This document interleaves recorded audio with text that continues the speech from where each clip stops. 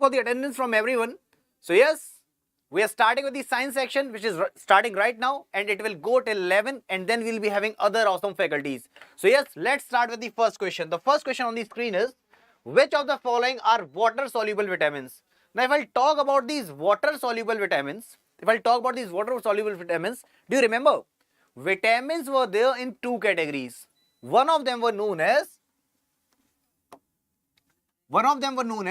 fat soluble, and another one was water soluble. Remember this?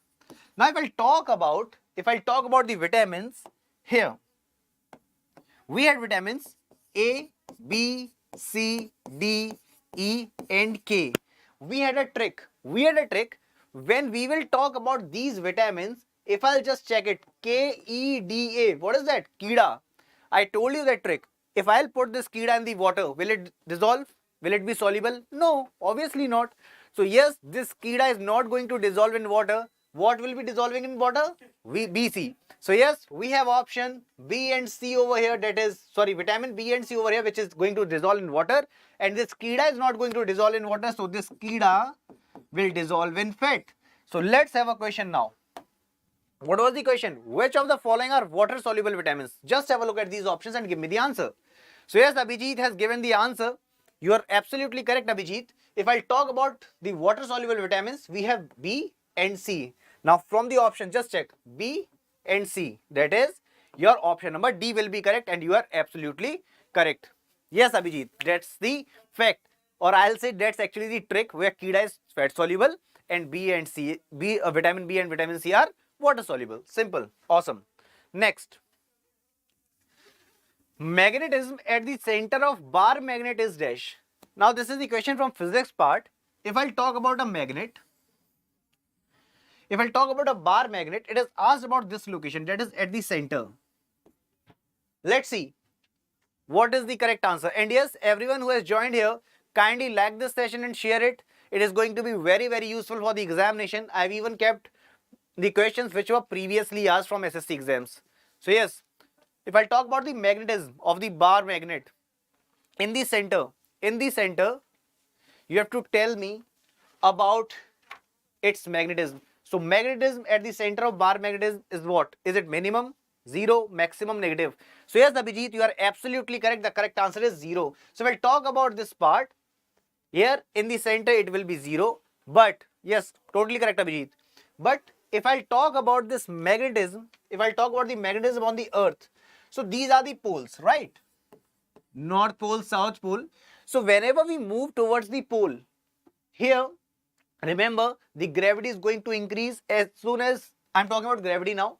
If I'll move towards the equator, it actually decreases. So we have those questions as well. Why I was talking about earth over here? Because it is actually acting as a large magnet, huge magnet. So we can relate both the things with each other. Okay then, so here B, that is option B was correct. Next, when two resistors are connected in parallel, they have what? Two resistors, when they are connected in parallel, they have what? Same current, same potential difference, different potential difference, or both same current and different potential difference? What is going to be the correct answer?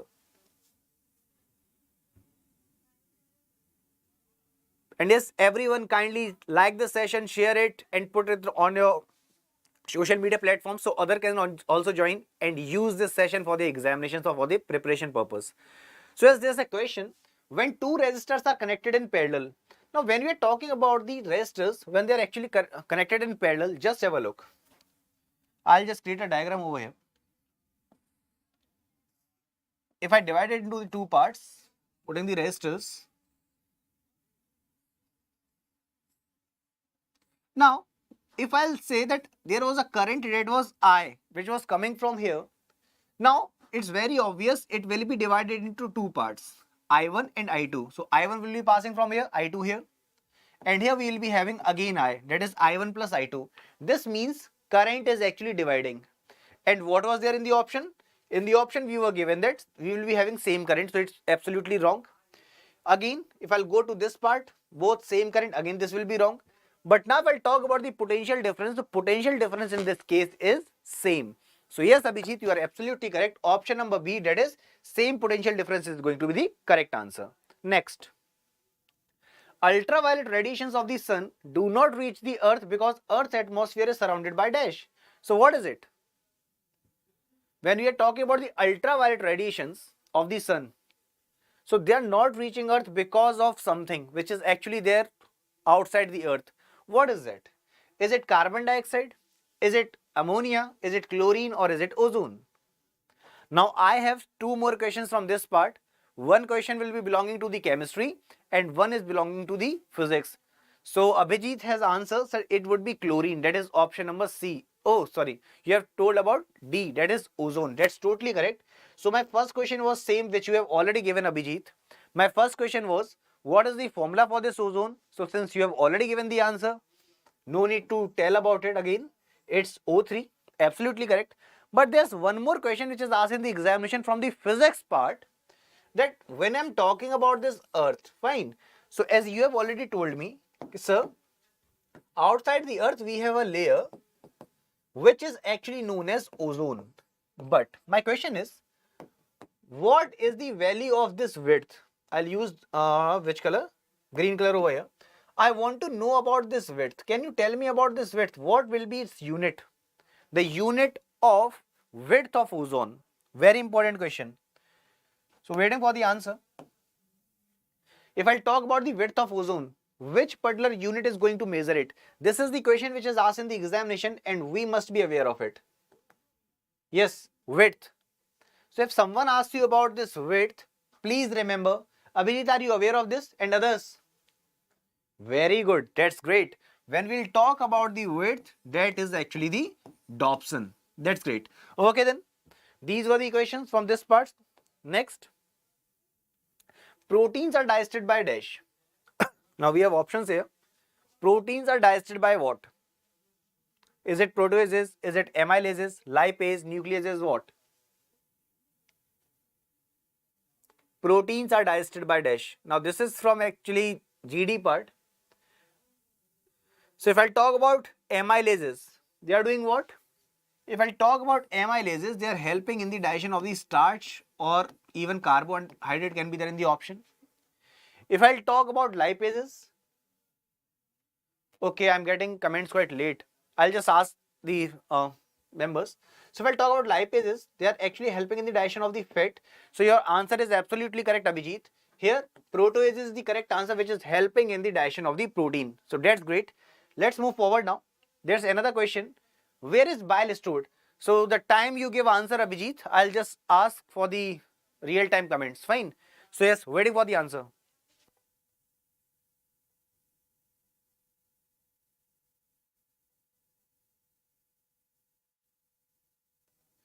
So yes, Abhijit, I guess the issue is resolved now. So what I was saying, I was asking about the where is this bile stored. So when I talk about this production, we are all aware of this. Now this question I have actually kept in order to tell two things about it. Yes, that's totally correct. These are the two things which we have already told. If I talk about its creation, so its creation is actually done, bile juice creation is done in liver, but its storage is there in the gallbladder. Absolutely correct. What if I ask, is there anything else in the liver, or I am talking about those particular cells which are present in the liver? Can you name that particular cell which is present in the liver? The cells which are present in the liver are hepatic cells. What are they?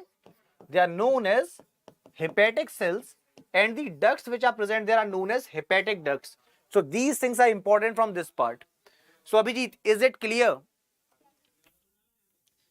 Is it clear? So yes, you were correct over here. And let's move forward with the next question. How many canine teeth are there in the adult human? How many canine teeth are there in the adult human? Totally correct, Abhijit. Got your comment quite late, but yeah, you were absolutely correct. So how many canine teeth are actually there in the adult human? Is it 2, 8, 6 or 4? 2, 8, 6, 4. So if I talk about the number of canine teeth, please remember they are going to be the number 4. So yes, 4 will be correct over here, and hence option number D is the correct answer. Next, buccal cavity is the component of which organ system? Is it digestive, respiratory, circulatory or reproductive?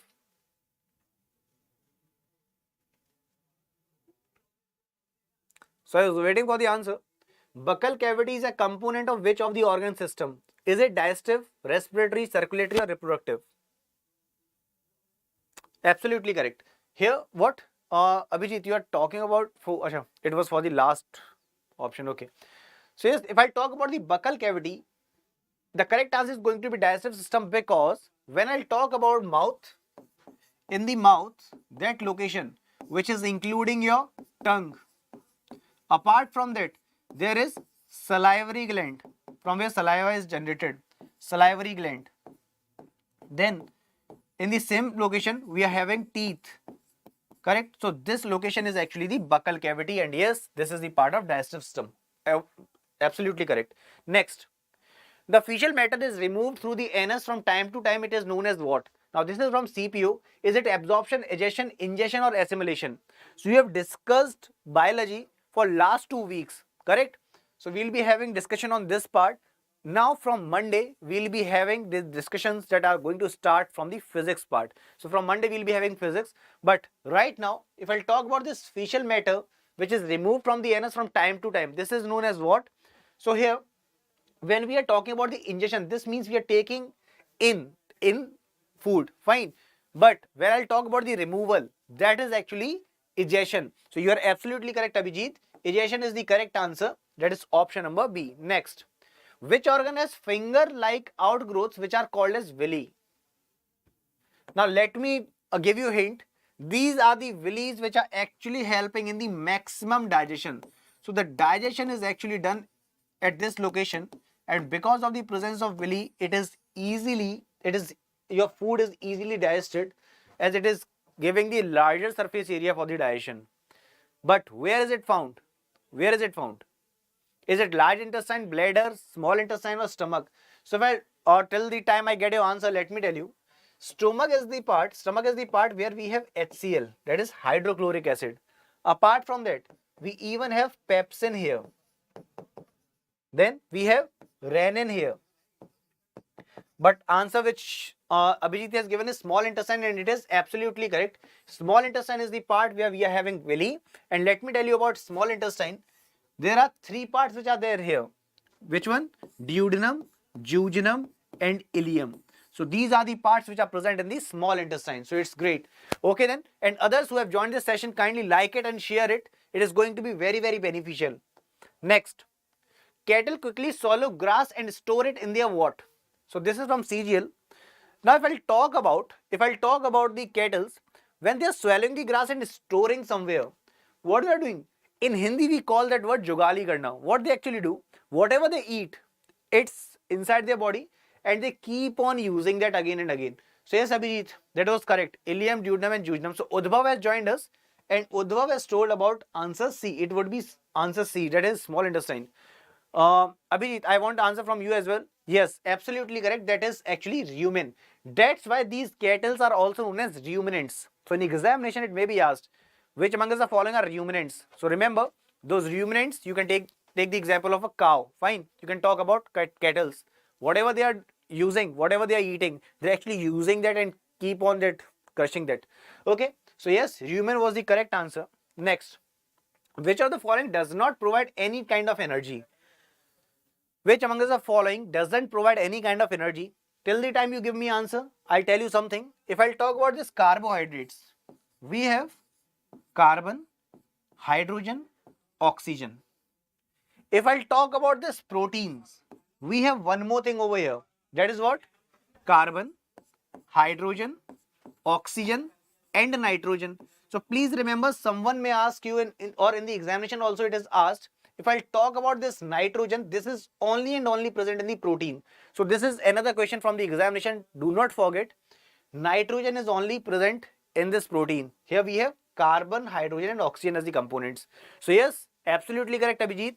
If I talk about energy, remember, carbohydrate is giving us, protein is giving us, fat is also giving us. But vitamins are not going to give you energy. That's absolutely correct. So yes, option number C is the correct answer.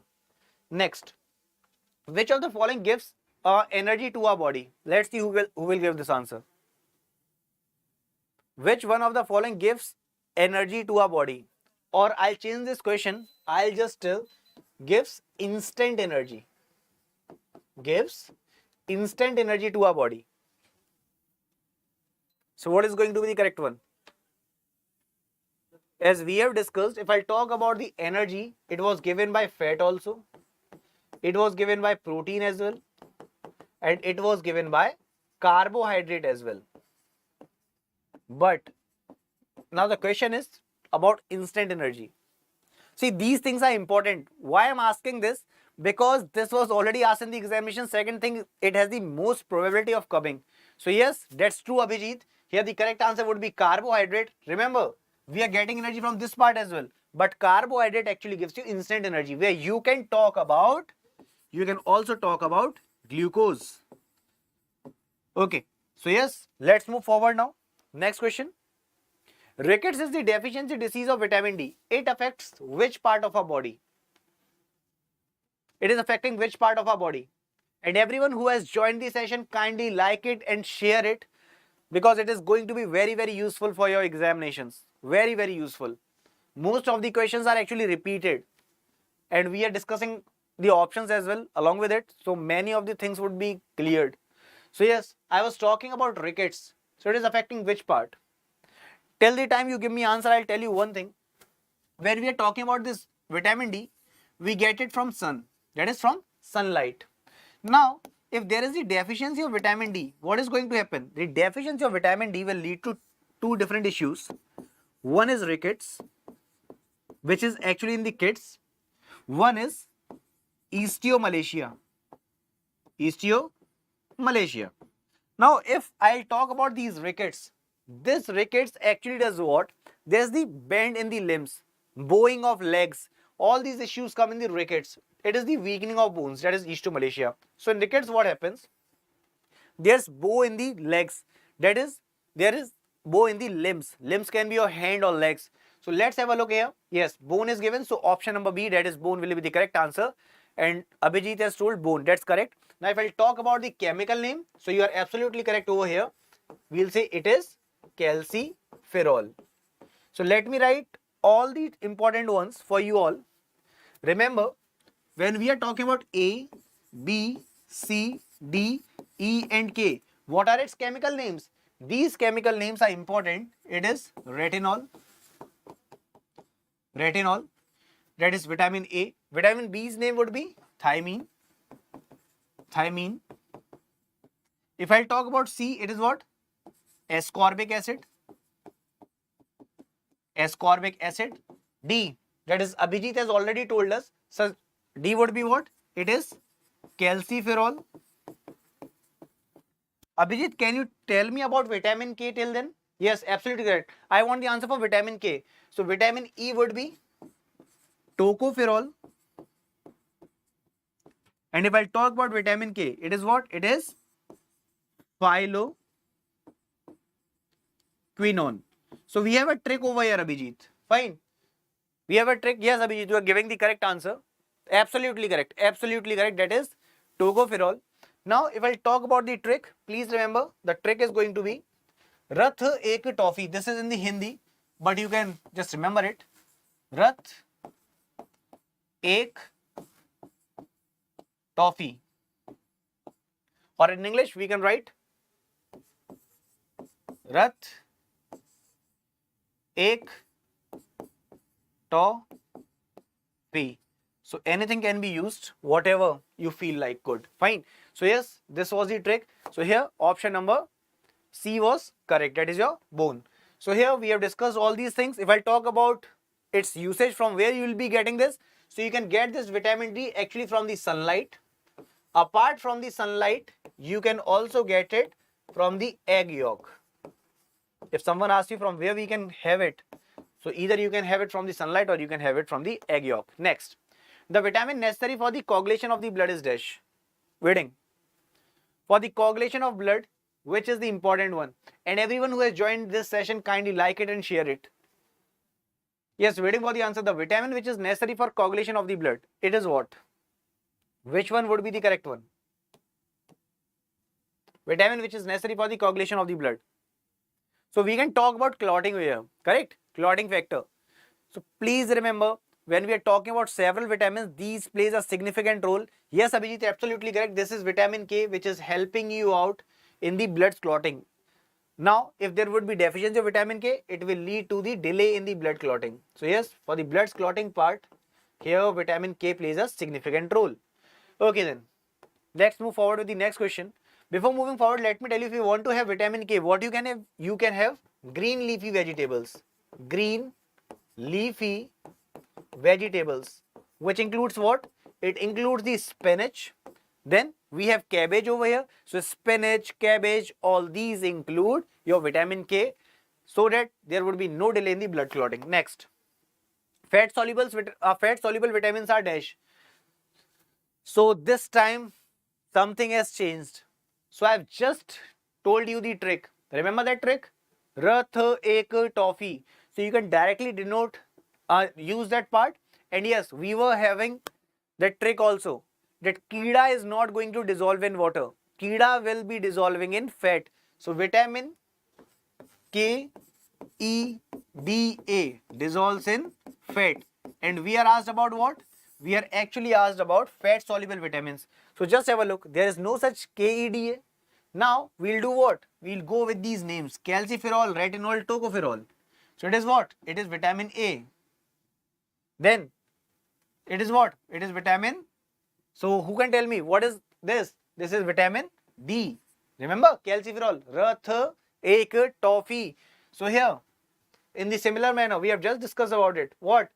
Vitamin K. So KAD, only E is left. All this is what? All these vitamins are fat soluble. So that's great. You have given the correct answer.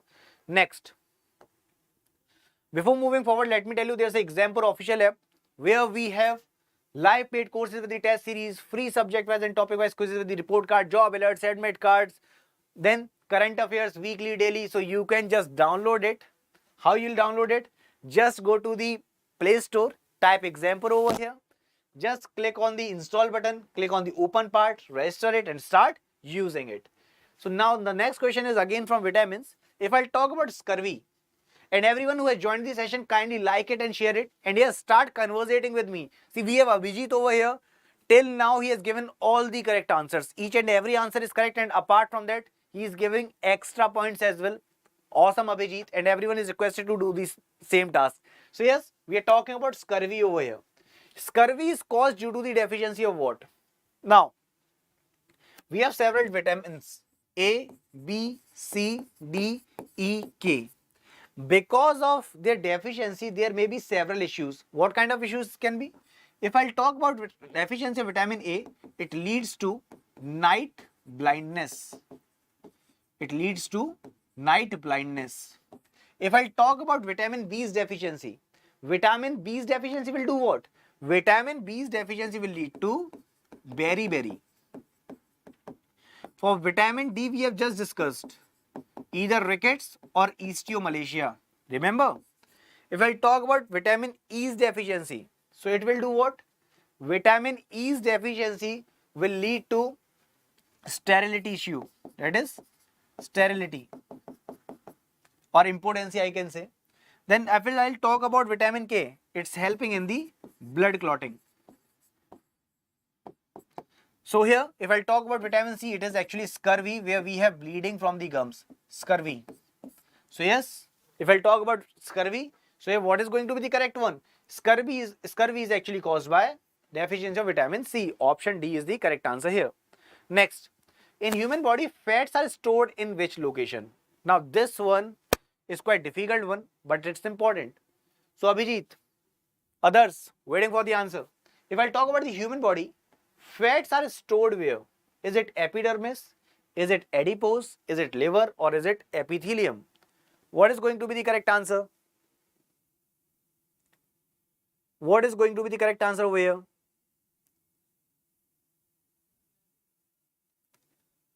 Waiting for the response. If I talk about the human body, please remember, we are talking about fats, right? So Abhijit has given answer, so it would be B. And that's absolutely correct. Totally correct. Adipose tissue. What happens just as soon as we see this part, that is fats? So the thing that comes into our mind is liver. So that liver is the one from which fat is actually secreted. And that's right. Fat is secreted from this part. But if I'll talk about the storage, its storage was where? It was there in the gallbladder. But we have no such gallbladder over here. And here we are having the tissue, that is adipose tissue, and that's absolutely correct. Option number B, that is adipose tissue, is the correct answer. Next, too much consumption of tea or coffee can result in the deficiency of what? Now, all those people who are having tea on the daily basis can actually tell me about it. What issue can be there? Who can tell me about this? If I'll have tea on the daily basis and that too in the larger amount, what issue will be there? What, if I'll talk about these options, which particular deficiency will be there? Who can give me this answer? Waiting.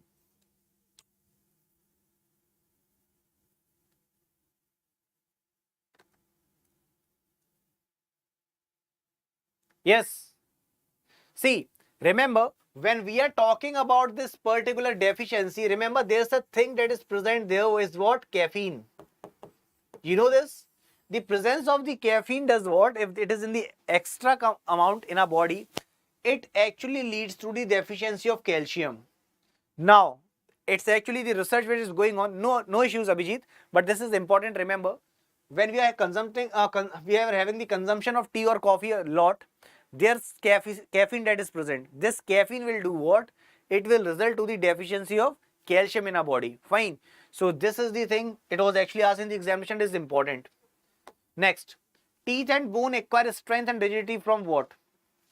Teeth and bone acquire rigidity from what? Can we have this answer? Teeth and bones acquire strength and rigidity from what? Is it fluorine, chlorine, sodium or calcium? What is going to be the correct answer? And everyone who has joined, kindly like this session and share it. Yes. So what I was saying, if I talk about the teeth and bones, please remember it is acquiring the rigidity from fluorine. Now there's one more question from this part. Absolutely correct, Abhijit.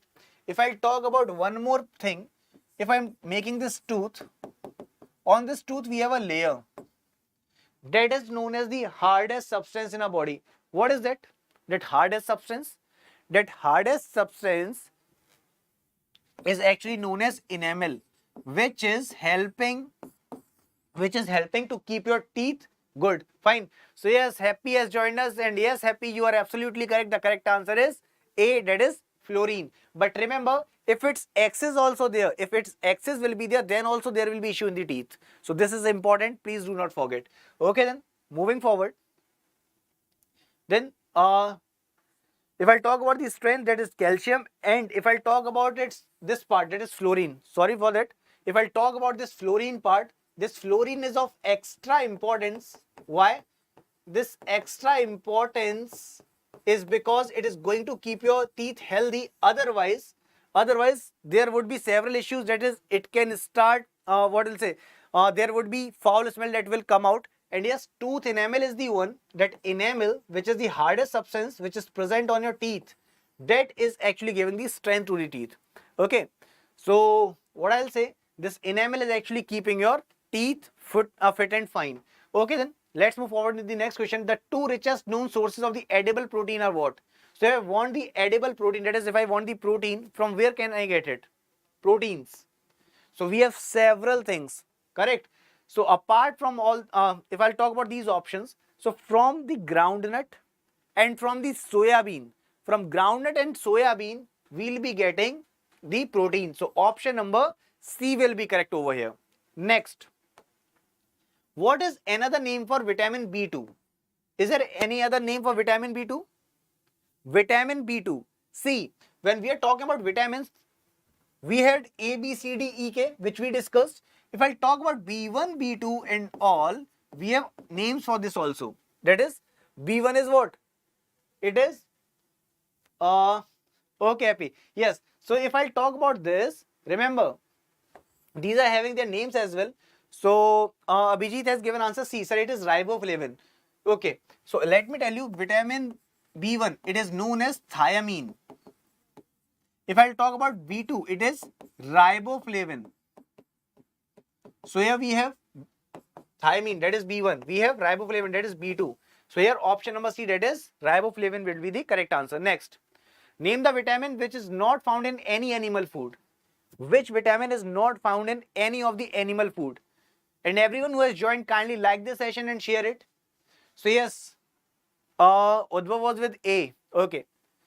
So here, vitamin which is not found in any of the animal food. Which one would be the correct answer? Animal food.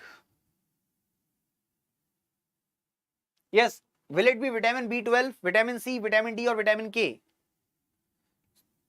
If I'll discuss about vitamin C, you can talk about citrus fruits over here. Citrus fruits.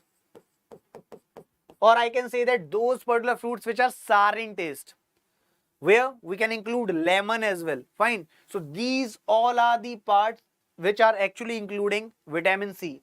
Now the question is asked, it is not there in any of the animal food. So yes, here option number C is the correct answer, where we are talking about all those foods which are actually sour in taste, like lemon, orange. All these are including vitamin C. And in Hindi, we have a term that is amla. Abhijit, if you will talk about vitamin D, we discussed about that animal part. What? Egg yolk. Remember? And the question is actually asking you which vitamin is not found in any of the animal food. So I guess you missed this part. So please remember. Fine. Okay then. Let's move forward next. Which vitamin deficiency causes the disease pernicious anemia? So pernicious anemia is caused because of the deficiency of what? So Ashish has joined us. Ashish is with vitamin D. Okay. Ashish, the same thing for you. Same thing for you. What we were discussing, we were talking about the food which was not including the animal food actually. So, okay. Here, pernicious anemia is caused when? Pernicious anemia is caused when? Great. That's great. Here, we'll have option B, that is vitamin B12. And do you know its name? If someone asks you what is its chemical name, please remember, it is what? It is cyanocobalamin, or you can get directly cobalamin. So please have a look over here. Oh, so that's great. Abhijit has actually written the answer. So yes, if I'll write here, I'll just connect with this term. Just have a look. Can you relate it with something? Yes, the thing that is coming to our mind is what? Cobalt, correct? So here, cobalt is actually present. It is actually required for its working. So this is present here. Whenever cobalt is given there in the option, remember you will be getting vitamin B12. So you can relate it from here. This is asked in the examination many times. Last year also, last year, actually in the UP ARO this was asked. Yeah, that's correct. That's correct, Abhijit. Totally correct. And we have other names of vitamin B12, correct? Okay. So here option number B was correct. Next, the deficiency of vitamin B leads to what? So we have discussed about it just 2 minutes before. Who can tell me the deficiency of vitamin B is leading to what? This is from CPU actually. So it will lead to what? Vitamin B's deficiency. So we have discussed if there is a vitamin A's deficiency, it will lead to night blindness. If I'll talk about C, it leads to scurvy. I'm waiting for the answer from everyone. Till then I'm explaining. Yes. Then if I'll talk about vitamin D, it will lead to rickets. If I'll talk about vitamin E, it will lead to sterility, or we can talk about the impotency, sterility. And if I'll talk about the vitamin K's deficiency, it will lead to delay in blood clotting. That would be delay in blood clotting. So we were talking about B. What is it? Berry. Absolutely correct. The correct answer is going to be the berry. Fine. So okay then. Let's move forward with the next question.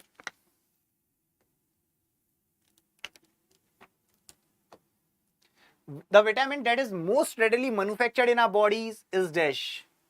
Most readily manufactured. We were discussing about sunlight. Remember? We were discussing about sunlight. So if I talk about sunlight, this means if our body is there in the sunlight, here we need not eat anything extra. This particular vitamin will be generated within our body itself.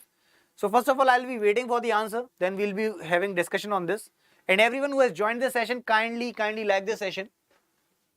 So Abhijit, Ashish, Udbhav, waiting for the answer. The vitamin that is most readily manufactured in our bodies, is it A, B, C or D? Yes, so Abhijit is with answer D, and that's absolutely correct. If I talk about this vitamin D, we are getting it from the sunlight part, correct? Now, if I am asking about vitamin C, we have just discussed, we'll get it from those sour fruits, where we can include the citrus fruits. But there's one question which is again and again asked, from where we can get it. So it can be orange, lemon, but there would be several options and given which among us them is the one which is giving the maximum content of it. So please remember that content is actually given by lemon. So lemon would be correct there. So this is for vitamin C. And yes, here the correct answer is vitamin D. Next, the element which is most abundant in the human body is what? Is it oxygen, carbon, iron or nitrogen? Which one is going to be the correct one? And everyone who has joined the session, kindly like it and share it. Kindly like it. So yes, waiting for the answer. The element which is most abundant in our human body. So will it be oxygen, carbon, iron or nitrogen? This is one thing. If I talk about hemoglobin, remember this part. For the females, we need it. The value is actually 12. For the females, we have its value 12. That is actually it is 12%. And for the males, we have its value 14%. But if it goes below 7, then it leads to anemia. So anemia is actually issue in which we have less amount of hemoglobin in the body. Now, the question is the most abundant element in the human body. So Ashish is with the oxygen, Abhijit is also with oxygen, and yes, you both of you are correct. Remember, when we are talking about oxygen, we have hemoglobin which is helping in the transportation of oxygen. That is, we can talk about RBC as well. And yes, maximum content which is present in our body because of which we are actually alive is oxygen. Okay then, moving forward to the next part. A cream separator machine works on the principle of what? Cream separator machine. So it works on the principle of what? Is it centripetal force, centrifugal, moment of force or none of these? What is going to be the correct answer? A cream separator machine works on the principle of what? So we are talking about those cream separators which are present in the dairies. Yes, what is going to be the correct answer? Now if I'll talk about this question, please remember, when we are talking about centripetal force, this means this force is actually acting towards the center. Centripetal force acts towards the center. If I'll talk about centrifugal force, it moves away from the center. That's true. So Abhijit, I have actually tricks for everything. So just needed the conversation between us. So for the last question, actually this was the thing. We have a song, correct? In Hindi, we have a song. जिंदा रहने के लिए we need a मुलाकात, but actually जिंदा रहने के लिए we need oxygen, and that too in such a content, that too in such a amount that it is actually most abundant in our body. So if I talk about my body na, so it actually requires oxygen in comparison to the girlfriend. Fine. So in the similar manner, if I'll give an example over here or a hint over here, how can we remember this centripetal would be in the center or centrifugal is taking into the center? There's an example. Just have a look at your childhood. What used to happen? Whatever issue or mischievous things we used to do, our mother used to just thrash us and used to give one tight slap. And used to say, you'll come in the center. In Hindi we have the term, center में आ जाएगा अभी एक थप्पड़ में ही. तो centripetal, just have a look. पीट कर we were bringing them in the center. Centripetal. So it is doing what? It is the force which is actually acting towards the center. पीट कर center में आ जाएगा. Remember that term? So yes, centripetal force towards the center and centrifugal फुर हो जाएगा. So fur, that is moving apart. So centrifugal is the force which is moving away from the center. You can note it with any of the examples. Okay then. So here if I talk about the cream separator, both of you were correct. Ashish, Abhijit. Others, I am waiting for your answers as well. So yes, here centrifugal is going to be the correct answer. Next. Which of the following is known as bodybuilder? So if you must be going to gym, you must be knowing this answer. If you're not going to gym, then also you must know this answer because we want the selection here. Correct? So yes, which of the following is known as bodybuilder? Is it protein, carbohydrates, vitamin or fats? What is it? And I'll give you the hint. This is the thing which is present in our dal. You eat pulses, right? So yes, waiting for the answer. Waiting for the answer.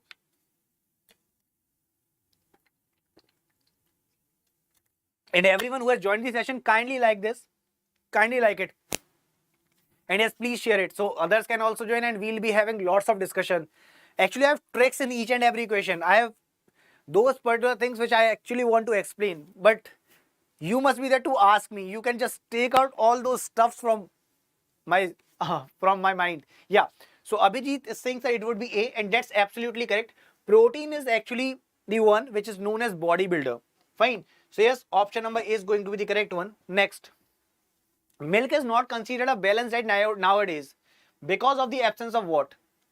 So milk is not considered as balanced diet. Once it was actually considered as a balanced diet because it was having everything. Everything means what? Whatever we are eating, we want to keep our body healthy. This means we want all the vitamins, all the type of proteins, fats, carbohydrates in normal amounts so that our body can work fit and fine. Correct? It's not that we can only be dependent on carbohydrate or only on the protein. We need everything to keep our body healthy. What if we are having a single thing which is having each and everything? We can talk about cricket. We have Ravindra Jadeja over there, correct? Now Ravindra Jadeja does what? Bowls also, fields well as well. Apart from that, he's a good batsman as well. In the similar manner, this milk was acting like Ravindra Jadeja. But what happened? Just like Irfan Pathan was an awesome bowler. I guess we all remember. But once he got into the batting also, he was good at bat also. But because of that batting part, he lost that spell in the bowling. Remember that scenario? So the same thing, now this milk has actually become Irfan Pathan, where it is actually lacking the calcium and vitamin C over here. Sorry, it's not calcium, iron and vitamin C. So because of its lacking of iron and vitamin C, that's why milk is not considered as a balanced diet. So option number B is correct over here. Next, so Udbhav is with A. Udbhav, the correct answer is actually, acha, you are telling about vitamin A. Awesome, that's correct. Okay then, moving forward to the next question. Which of the following contains the highest amount of vitamin C we have just discussed? What is it? If I'll talk about the highest vitamin, so if I'll talk about highest vitamin C, so we have options here: capsicum, tomato, grape, lemon. And the candidates who are from the Hindi medium who don't know about this capsicum is actually known as Shimla Mirch, which we use, correct? So yes, tomato, grape, lemon. Which one is the correct answer? And I was discussing about this. These are included in the star fruits. So yes, what is going to be the correct one? Abhijit is saying that it would be lemon, and that's absolutely correct. Lemon is the correct answer over here. So lemon is actually containing the highest amount of vitamin C. Totally correct. Ashish, awesome. Abhijit, great. So here, lemon is the correct answer. Next, which of the following are warm-blooded animals? Which of the following is the warm-blooded animal? Is it whale? Is it whale shark, elites, or Draco?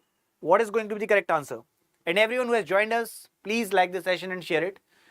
Yes, waiting for the answer. Which of the following are warm-blooded animals? Is it whales, whale sharks, elites, or Draco? Warm-blooded. So, okay, till the time I get your answer, let me tell you, if I talk about the warm-blooded animals, they are the ones, no matter what temperature it is, our body is actually maintained with the temperature, with the constant one. No matter we are in the cold place, we are in the hot place. So where we can talk about ourselves. We are what? We are warm-blooded animals. What if I'll talk about cold-blooded animals? Cold-blooded animals cannot actually maintain the same temperature. And we have some examples where they even go in the hibernation mode. They actually go in the hibernation mode. That means they actually go in the sleep during the winter time. They go for a long sleep. So yes, if I'll talk about warm-blooded animals here whales is going to be the correct answer. Fine. So yes, Abhijit, Ashish, I'm not getting your comments. So here, whales is going to be the correct answer. To which group of blood a universal recipient belongs? To which group of blood universal recipient belongs? So is it A group, B group, O group, or AB group? Universal recipient, which means what? If I talk about universal recipient, this means blood can be taken from anyone. So there are 4 type of blood groups: A, B, AB, and O. We have these blood groups. Now, if there's a blood group that is A, which needs blood, so who can give this blood to A? So A can get blood from A and O. If B requires blood, so who can give the blood? So for B, we have B and O. For AB, we know about these antigens and antibodies. AB can get blood from A, B, AB and O. And O can only get the blood from O. Now just have a look at the option.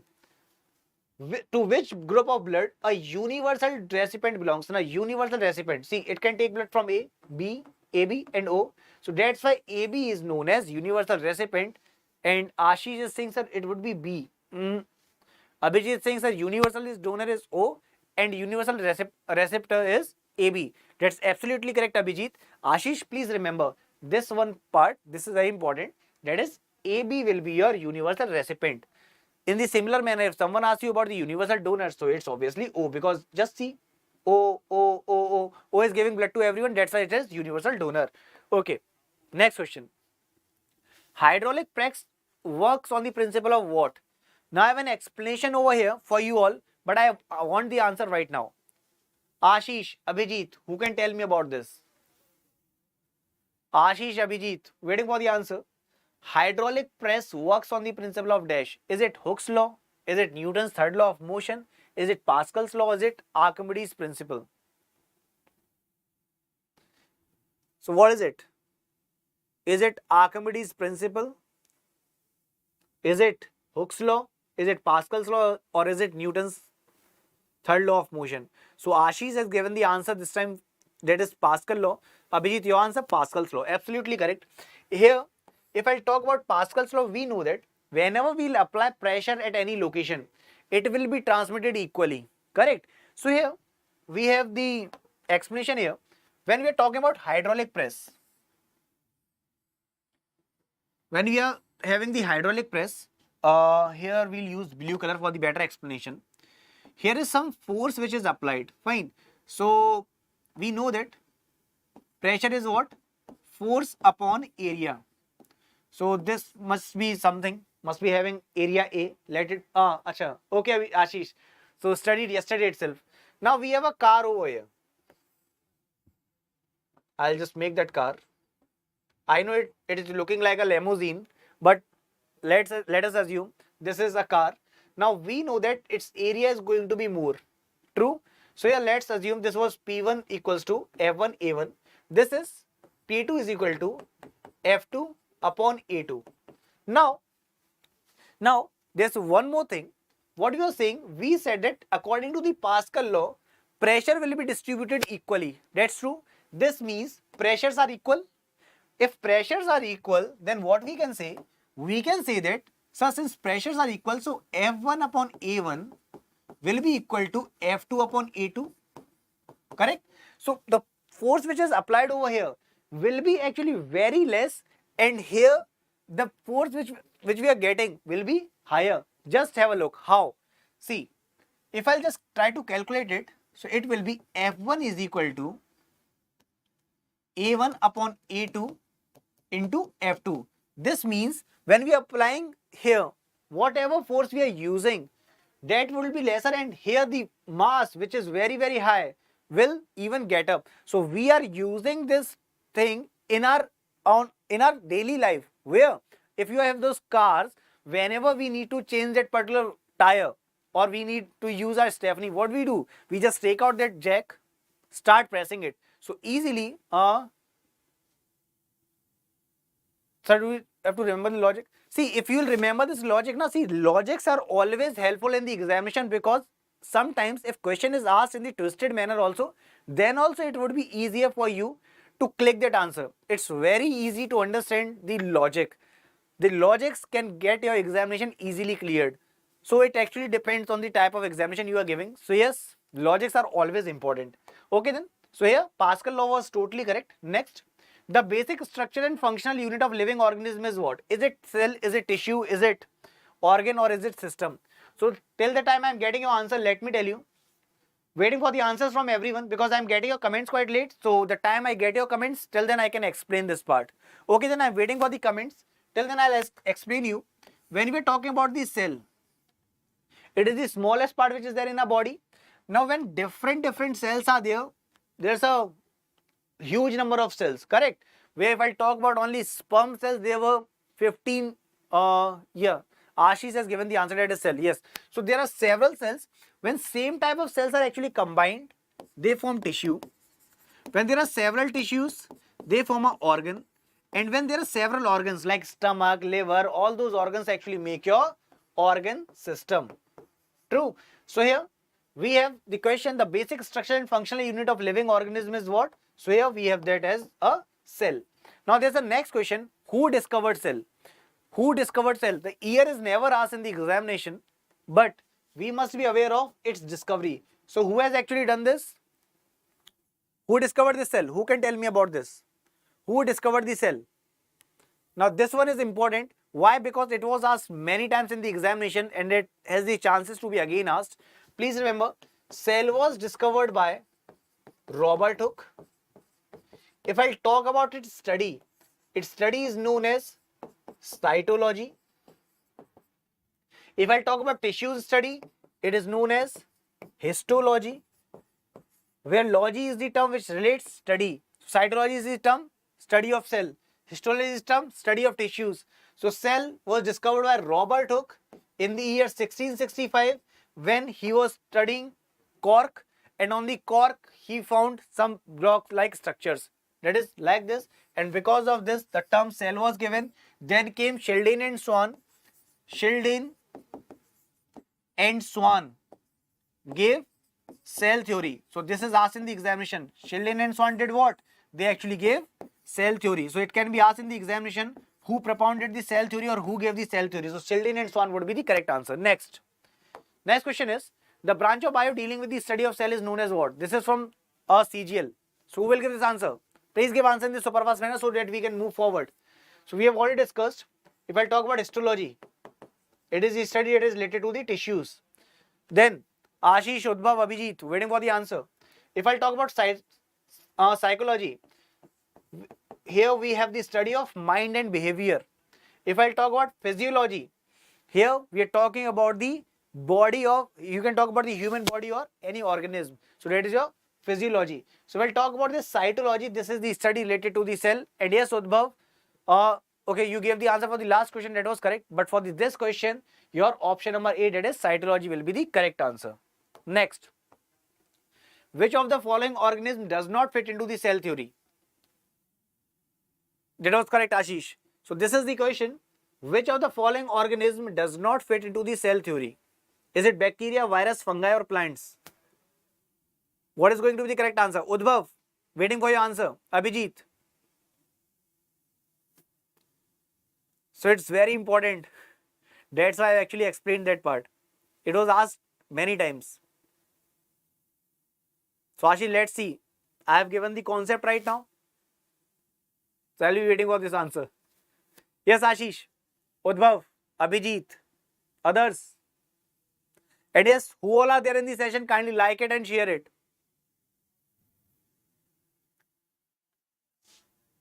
So Sakshi is with the answer virus, and that's absolutely correct.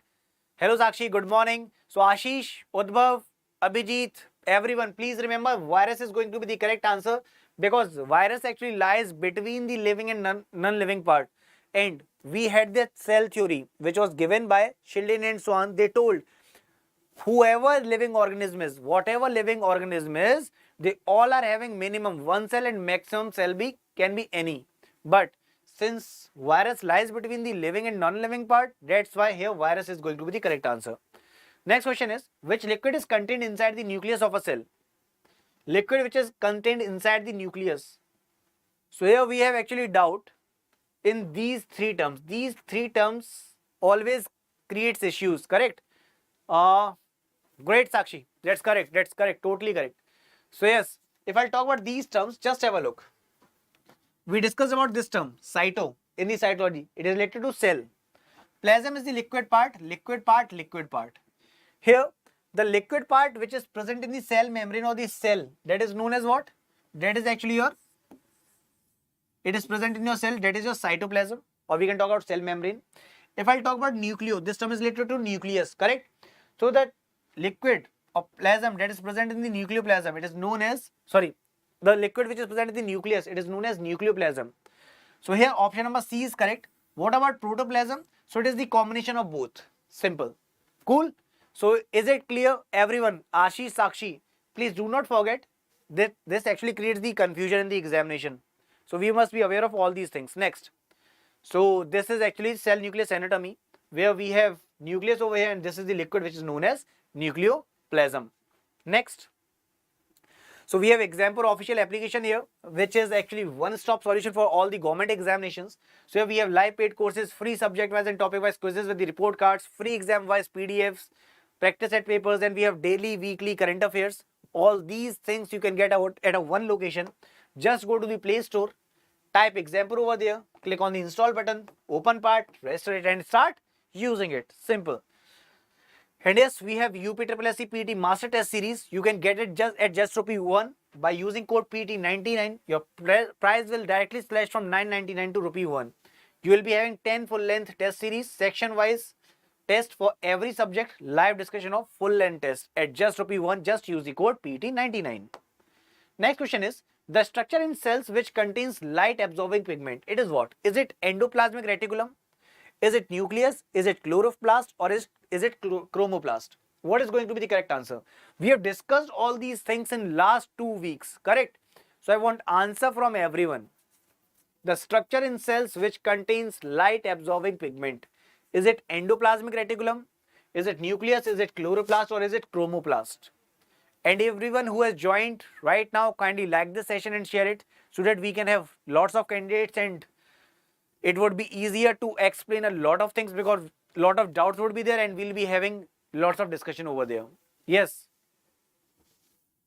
So the structure in cells which contains light absorbing pigment. Is it endoplasmic reticulum? Is it nucleus? Is it chloroplast or chromoplast? So Sakshi is actually in doubt. Sir, is it chromoplast? So we'll talk about word chromo. It is actually relating with different colors. Here we'll say what? We have a chlorophyll part, correct? So there we'll discuss about chloroplast where we have those green color pigments. So yes, chlorophyll is the exact one where we can talk about chloroplast. So Ashish is with C, that is chloroplast.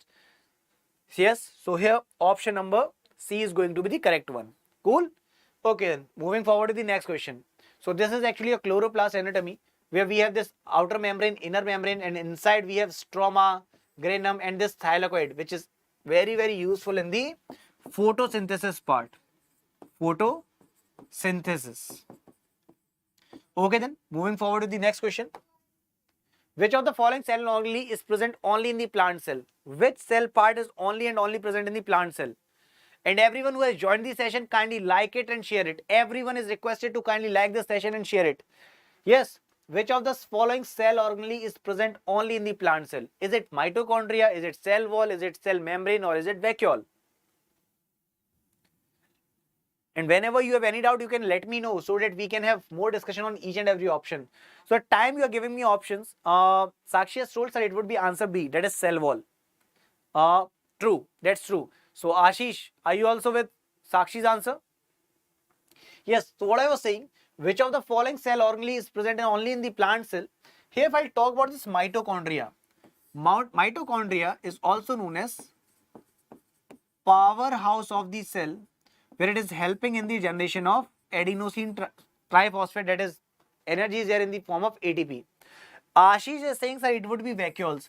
See Ashish, these vacuoles are actually those structures in which we have liquid present. If I talk about plants, they are large in plants. They are large in plants.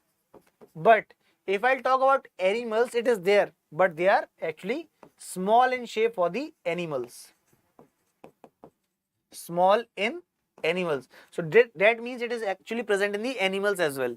And one more thing, if I talk about this cell wall and cell membrane. So whenever we draw a structure of any of the cell, this outermost layer is what? This is cell membrane.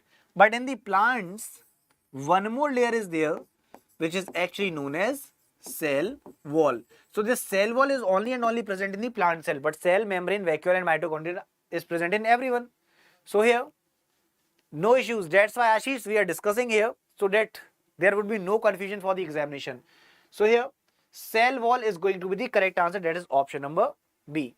So I guess it is clear, Ashish, with because you were having doubt. In the main examination, I want you to be correct over there. Fine, no issues. You can create lot of issues here. But for the main examination, you must be correct.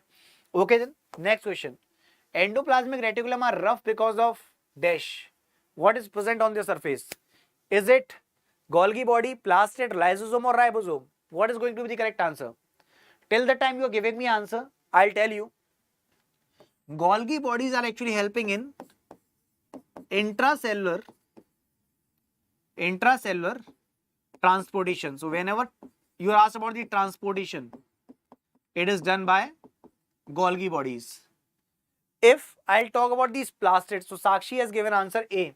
That is Golgi bodies. Okay. Ashish, I want answer from you as well, and others who has joined the session. Kindly answer me so that I can be aware who all are present in the session. Kindly give me your attendance so that I can start talking to you.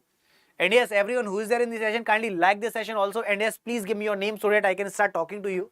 Because if there is conversation between us, it would be good for us. So Adbhav has also given answer A, that is Golgi bodies. Okay. Ashish is with ribosomes. Okay. So plastids, if I talk about plastids, we discussed about chromoplast, chloroplast, leucoplast, correct? So that is plastid which is only and only present in the plant cell. If I talk about these lysosomes, these are known as suicidal packets or suicidal bags. Why they are known as? Because actually whenever there is issue in the cell, they actually burst, because of which the whole cell dies. So it is actually acting as a digestive enzyme as well. So I'll be having discussion on this also. If I talk about ribosomes, these are present on the endoplasmic reticulum, and endoplasmic reticulum is rough because of the presence of ribosomes, and here Ashish was correct. These ribosomes are also known as protein factories. Now there is one thing which you must know.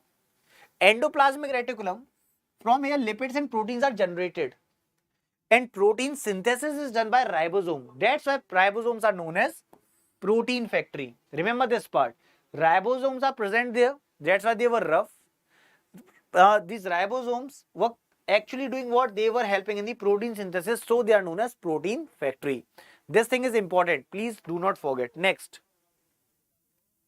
So if I'll show the structure of this endoplasmic reticulum, this rough part, rough endoplasmic reticulum, it is containing what? It is containing ribosome. Just have a look.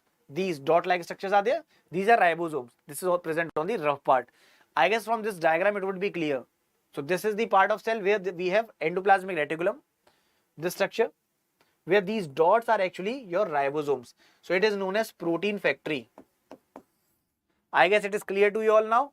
Okay, moving forward to the next question. What is the nature of cell membrane? This is from CPO 2017. So we have 4 options over here. Waiting for the answer from everyone. So Udbhav, Ashish, Sakshi, Abhijit, and everyone who has joined the session, kindly like it. Yes, I was waiting for the answer. What is going to be the correct one?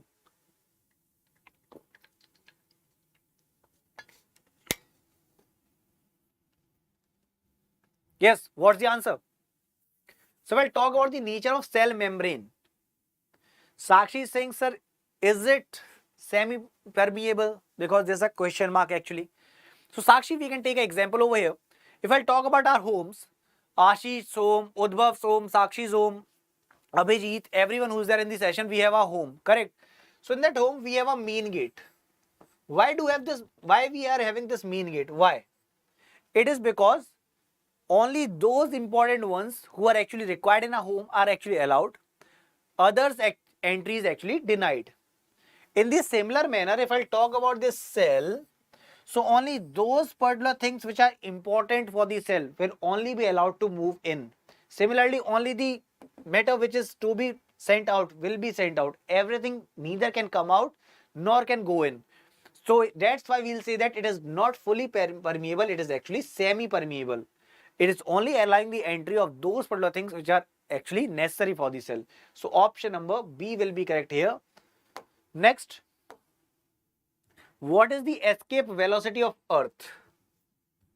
11.2 km per second, 2.4 km per second, 22.4 km per second, 5.6 km per second. What is going to be the correct answer over here? Escape velocity. In Hindi medium, I guess if someone is from the Hindi medium, I'll tell you This escape velocity is known as Palayan Veg. So what's this escape velocity? First of all, I'll be getting knowing the answer from you all. Then I'll be explaining you. Sakshi, Ashish, Udbhav, others. What is the escape velocity for the Earth? What is it? Is it 11.2 km per second, 2.4, 22.4 or 5.6? And this escape velocity is very important in order to reach different planets or even moon. So yes, Sakshi is with the answer 11.2. But Sakshi, why you are in the state of confusion? You are giving all the correct answers, but still there's a question mark. Stay confident. Be confident. You are absolutely correct, Sakshi. It's 11.2 km per second. And I guess Ashish, Udbhav and others are also with the same answer. So yes, 11.2 km per second is the correct answer. Now what is this escape velocity? If there's anything there present on the Earth, let's say this is the rocket which is present on the Earth and it has to reach the moon. So what happens? I'll take blue color over here. This is the region in which Earth is actually having its gravitational pull. Fine. So yes, Ashish, 11.2 km per second, that's true. Now if I want to launch the rocket, if this rocket has to cross this part, this location where Earth's gravity is playing a significant role, this rocket's minimum speed must be 11.2 km per second, or rather I'll say rocket's minimum velocity must be 11.2 km per second in order to move out from this atmosphere. If it will be having lesser than this value, it will not move out. Fine. So this is the minimum value which is required in order to send anything out from this up atmosphere. That is, this is the location where Earth's gravity is taking part or playing a significant role. So in order to cross this atmosphere, we need this value. इतना kilometre speed तो नहीं होता but rocket का. So here, if I'm talking about the launching pads, these launching pads are actually helping us with this. And here Ashish, if you will not have this value now, so you will not be able to cross that part. So have you seen this rocket launching anytime? Ashish, if you have not seen that, just have a look now, just after the lecture, where when this rocket is launched, when it is launched, one of the part goes, and after reaching a certain location, again, it is again there's a fire that comes out, which again gives the upthrust part. Fine. So it's not that only once it is launched, there is nothing else that is going to take place. It actually goes in the phases. That's why it is able to cross. Got my point? It's not that directly from the Earth itself it would be 11.2 km per second. I guess this point is clear. Just have a look at the rocket launching. Once it is launched, there would be other part in the other phase, and in that manner it goes. So yes, the time it is crossing, it needs the value that would be 11.2 km per second. Okay, so this is the part, that is option number A, that is correct. Now polar orbit is at the height of what? What is this polar orbit? If I talk about Earth, we have two types of satellites. One is polar satellite, one is geostationary satellite. Now what's the difference between two? I'll tell you, but before that I want the answer. Polar orbit is at the height of what? So is it 6 km? Is it 1000 km? Is it 6000 km or 36,000 km? What is going to be the correct answer? So there are two types of satellites. One of the satellite is allowing you to have the weather forecasting, that on this particular date there would be heavy rainfall. You are suffering from that part, isn't it? So on this date we'll be having huge amount of rainfall. There would be high tides, low tides, all these things, weather forecasting. And one of the important thing because of which you are seeing those matches, India versus South Africa, the World Cup which is about to come. So there's the difference between those two satellites. So Sakshi is here with answer B, that is 1000 km, and that's absolutely correct. If I talk about this polar orbits, it's actually located at 1000 km. Fine. Now there's a question. Polar satellite will be most suitable for what? Is it satellite phone, satellite radio, weather forecasting or television? Ashish, absolutely correct. That was 1000 kilometers. So for the polar satellites, you will be having average range of 1000 kilometers. Now my question is, if I talk about this polar satellite, it will be most suitable for what? Is it satellite phone, satellite radio, weather forecasting or television? And everyone who has joined the session, kindly like it and share it. Yes. Polar satellites will be most suitable for what?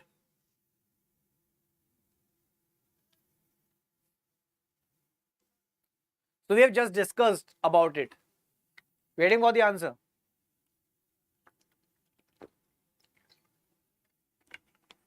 Ashish, Sakshi, no one? Okay then, I'll be telling you the answer. When we are talking about this polar satellite, it is most suitable for the weather forecasting. Fine. But if I talk about this live telecasting of these matches and all, so we have two types of satellite as already told. It would be polar satellite and geostationary satellite, and those geostationary satellites are actually at 36,000 kilometers. So I am writing here, when we are writing this word geostationary satellites, I am breaking it into the two parts. Stationary, yes, breaking it into the two parts. Geo, which is actually relating to the earth. We have read about geothermal plants, remember? So earth and thermal, that is heat energy. Here geostationary, that means according to the earth, it seems, from in the reference to the earth, it seems as if it is stationary. So if I'll draw a earth over here and a moon over here, so if I'm looking at these points, so what happens?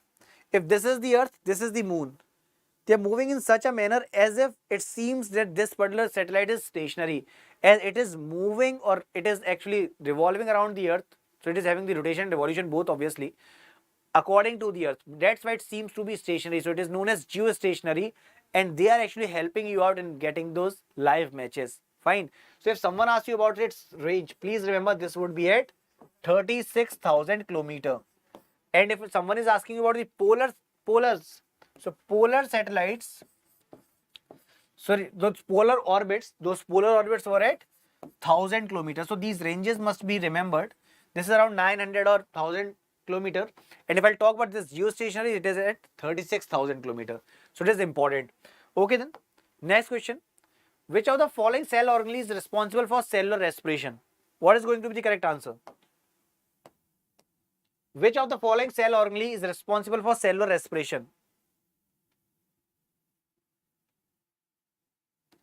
Thank you, Ashish. Actually, you are the one who is actually asking all these things, so I can use those logics. If someone will not ask me, how would I use all those facts? So thank you for the same. Yes, so here we have the question, which of the following cell organelle is responsible for cellular respiration? Is it Golgi bodies, mitochondria, nucleus, or lysosomes? See, whenever we are talking about this cellular respiration, we must understand, Sakshi is with B. Sakshi has already told the answer would be B. Apart from Sakshi, Ashish, are you also with the same answer? Are you also there with the same answer?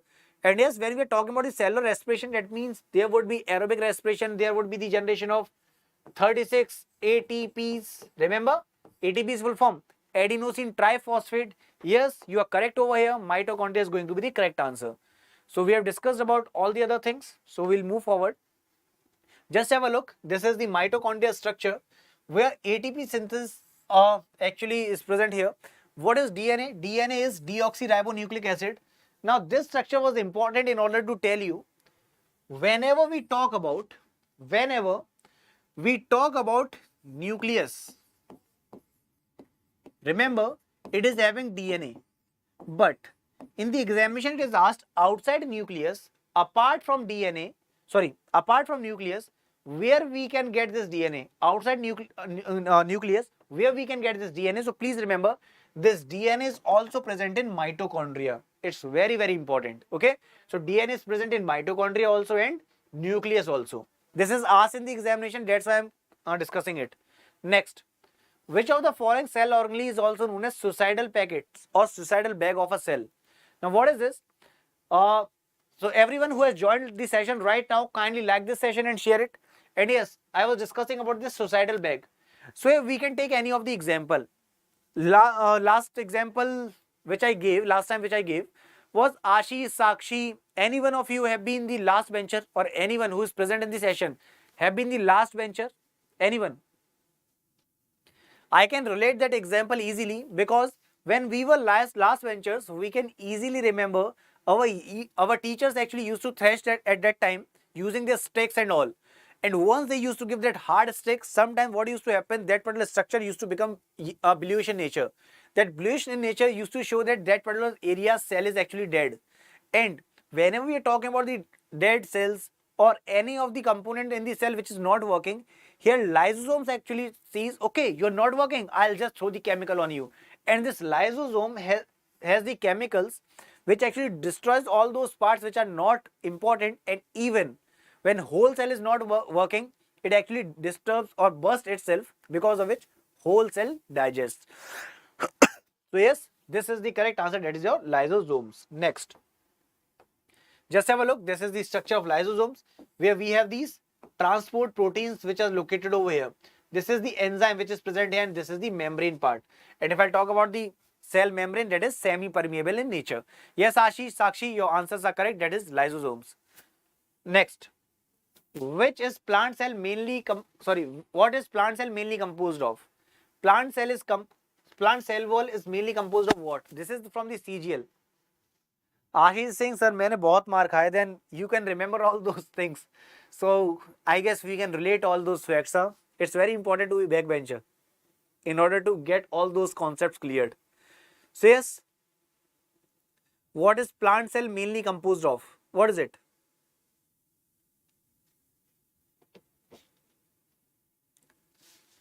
Now I have two questions here. Actually, it is asked in the examination. If I talk about cell membrane, then it is also made up of something. If I talk about cell wall, it is also made up of something. So there are two different questions, but most important for the examination. Sakshi is saying that it is made up of lipids. Okay. Others. See Sakshi, this one I'll tell you. If I talk about lipids and proteins, so here the correct answer will be what? Cell membrane. But when we are talking about cellulose, so cellulose is the one which is present in the cell wall. So plant cell wall is mainly composed of cellulose. But if I talk about cell membrane, it is consisting of lipids and proteins. So Sakshi, Ashish, others, is this point clear? Because this is very, very important. Do not forget, whenever we are talking about the cellulose, here cell wall is made up of cellulose, but cell membrane was made up of lipids and proteins. Cool? Okay then, moving forward to the next question. A multicellular organism grows by what? Cell addition, cell explosion, cell implosion, or cell division? Okay, Sakshi, fine, great. So the question is, multicellular organism grows by what? So if you want this answer, just have a look at this part. Multicellular, that is, we are talking about more than one cell. That means we can talk about ourselves. If I talk about humans, how these humans are actually growing? There must be something. Is it cell addition? Is it cell explosion? Is it cell implosion? Or is it cell division? What is the correct answer for the same? What is the correct answer? Is it cell addition, cell explosion, cell implosion, or cell division? What is the correct answer?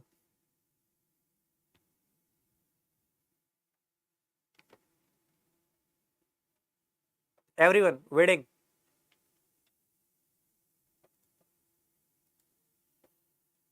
See, whenever we are talking about growth, this means we can say that cells were actually dividing, correct? So here, cell division would be the correct answer, that is D. Next, if the velocity of a body is doubled, its momentum will be what?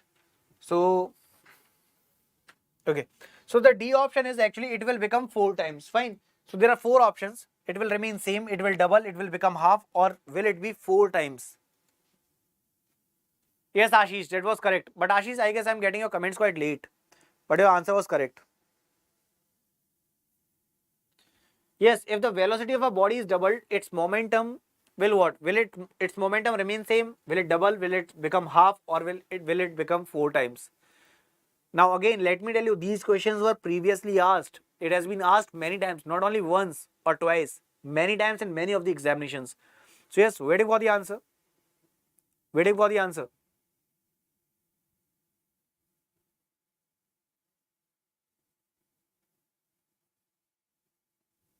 I'm asking, if the velocity of a body is doubled, its momentum will do what? See, let's have a look. Let's have a look. If I'll write P is equal to mv, if I'll write P equals to mv, where I'm talking about the momentum, here M is what? Mass. And V is what? Velocity. Now it's very obvious fact. Whenever I'm talking about mass, mass is never going to change. Mass is never going to change. Mass will remain constant. This means momentum is directly proportional to the velocity.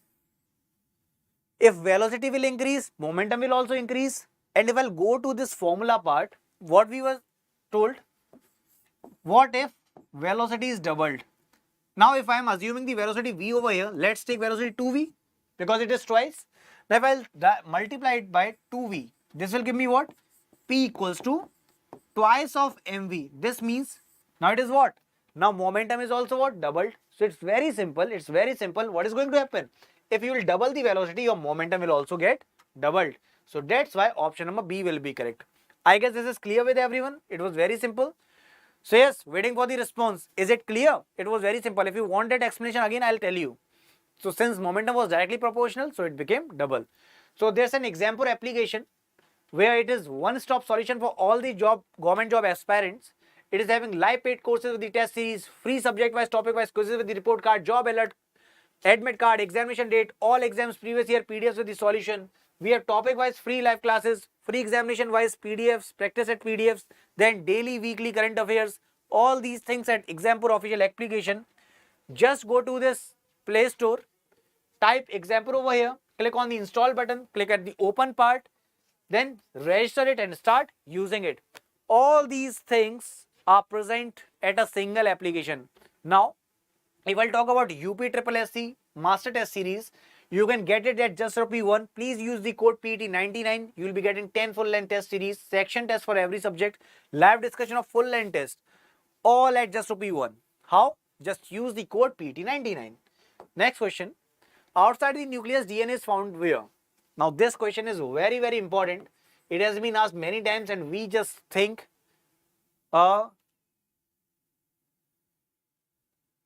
Ashish, don't worry, never get demotivated. It's good. I am seeing you that you are giving the answers. Maximum of the answers were correct here.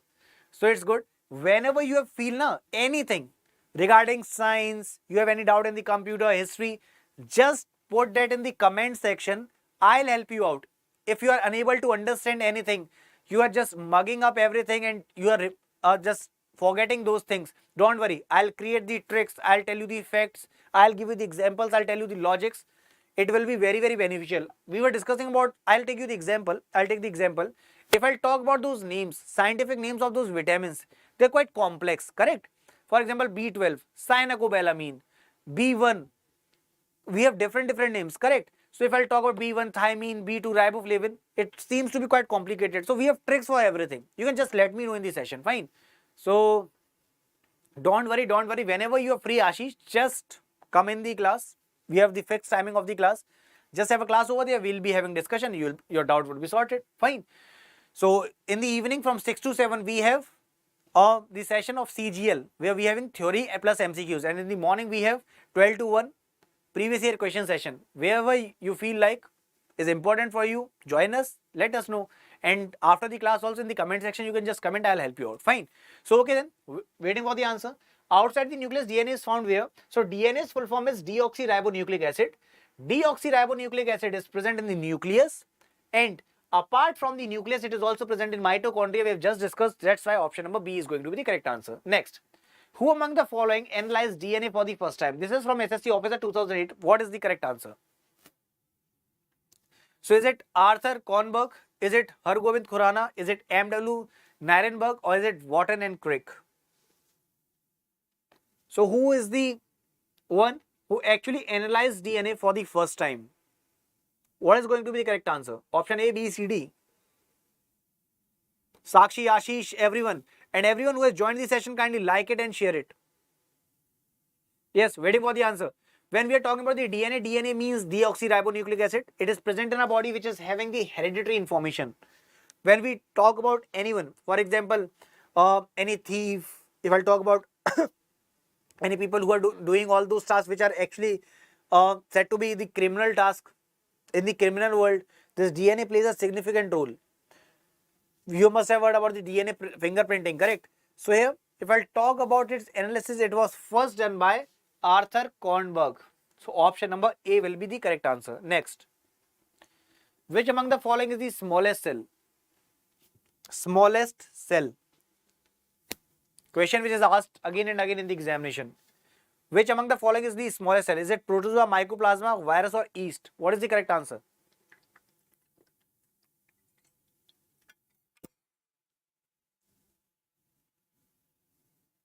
So Sakshi is with A.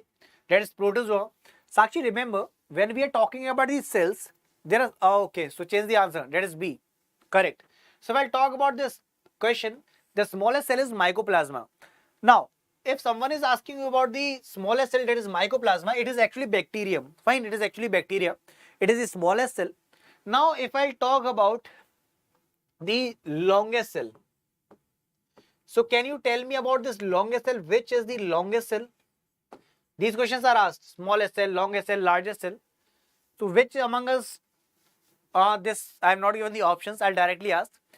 Which cell is known as the longest cell? Which is the known longest cell? Sakshi, Ashish, others, can you tell me? See, if I'll talk about the longest cell now, longest cell is actually your nerve cell. And remember, this nerve cell never divides. This is asked in the examination. I'll change the color and tell you. Please remember, one question from the previous year part is, which is the smallest cell. Another question from the previous part is, which is the longest cell. Answer is nerve cell. Then one more question is there, which is of more higher level. They'll give you 4 options and ask you, which cell never divides? Please remember, this cell is never dividing. So it never divides. So this is the third question from the previous year question. 1, 2, 3. Now my another question is, which one is the largest cell? Largest cell. So we'll talk about the largest cell. This is what? This is actually your ostrich's egg. So these questions are important one, but these are what? These are the smallest, largest cell where we are talking about everything. Yeah, that's neuron. Totally correct. Now, what if I talk about human body? So if in human body someone asks you the smallest and the largest, can you give me this answer? Now I'm talking about the human body. Which one would be the smallest and which one would be the largest? Anyone who can give me this answer? See, there's difference between two. There we were talking about everything which is present on the earth. The smallest cell, mycoplasma. The longest cell, nerve cell. Then that is neuron. If I'll talk about the largest cell, ostrich egg. What about human body? Here if someone is asking you the smallest cell, please remember that is going to be the sperm cell. And if someone is asking about the largest cell, this would be what? This would be ovum or egg cell. So these things are actually asked in the examination, and because of the presence of the options or about our studies, we actually get confused. If someone is asking about the largest human body cell, only then ovum would be correct. Normally if someone is asking you, then including everything, ostrich egg would be the largest one. So never get confused with these options. I know that this creates options. This creates confusion. That's why I've used all the options, all the type of questions. So I have discussed 6 type of questions which are asked in the examination. Please do not forget all these things. Next. Here mycoplasma was the correct one. RBCs do not perform aerobic respiration because they do not contain what? RBCs. No Ashish, no. Ashish, remember the term. If I'm talking about the largest, that is ostrich egg. If I talk about the longest, then neuron is going to be the answer. Ashish, there's the difference between longest and largest.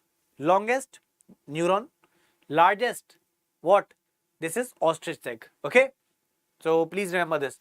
Yes, everyone who has joined the session, kindly like it. Kindly like it and share it.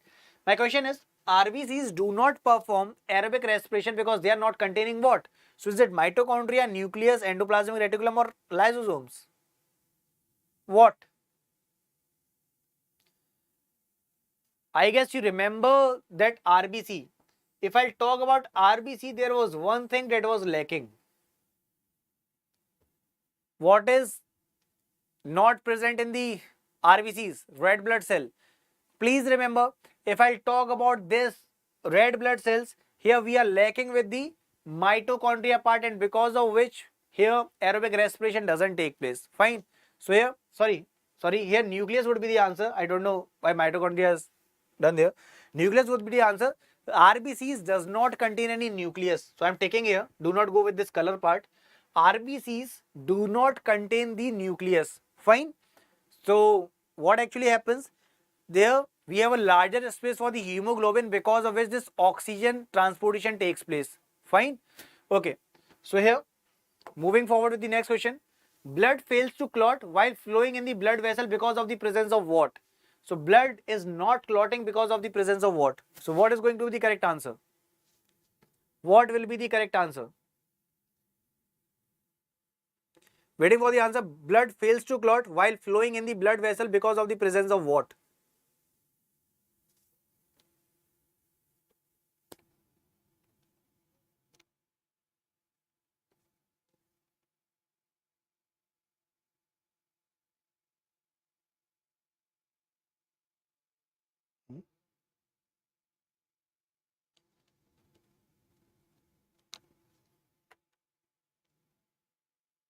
Yes, so heparin. So heparin is the correct answer. If I talk about this heparin, what is it? Heparin is actually present in our blood, and this heparin is doing what? It is actually preventing your blood to clot. If heparin is not present in your body, remember, if heparin would not be there in your body, what can happen? Their blood clotting could be there and we could die at any time. So that because of this presence of heparin, our blood doesn't clot there. Fine. So is this part clear? Please do not forget this heparin is preventing your blood to clot.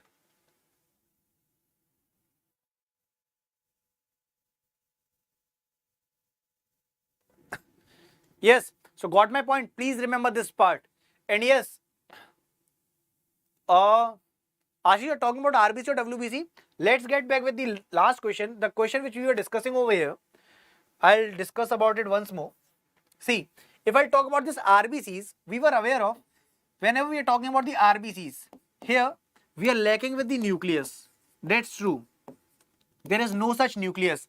Apart from that, if I talk about mitochondria also,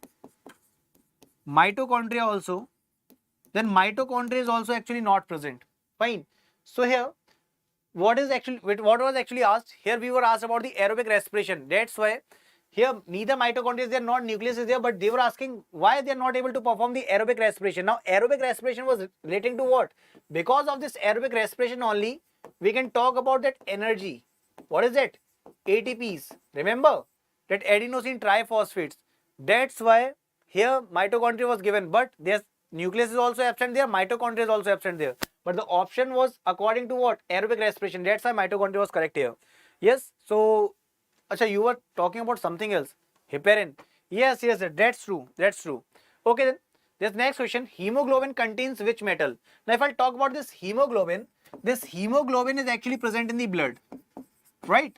Now, this hemoglobin which is actually present in the blood is doing what?